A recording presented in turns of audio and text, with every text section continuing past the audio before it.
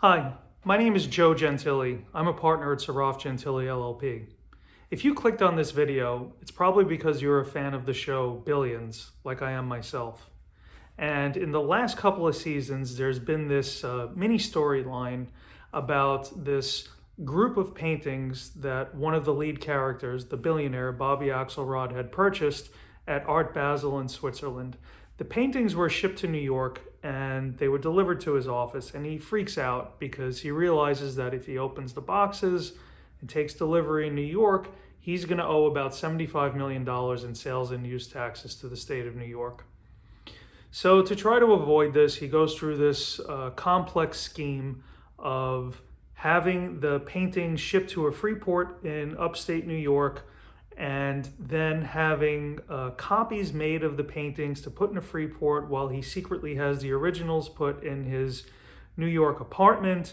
And then once the government gets wind of this potential scheme, he turns his apartment into a private library.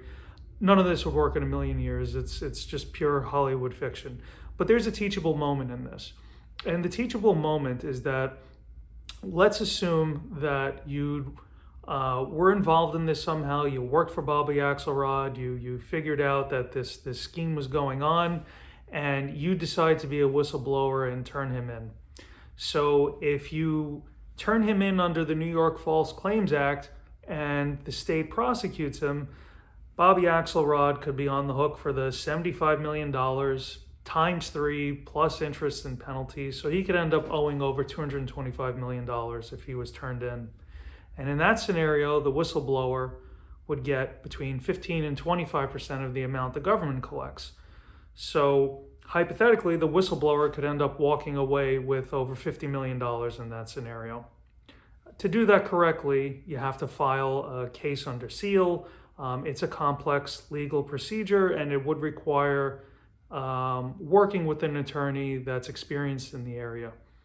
So if you have any questions on whistleblowing around taxes in New York, particularly with fine art or other high-end collectibles like vintage cars or vintage wine, please feel free to reach out. I'd be happy to talk it through with you.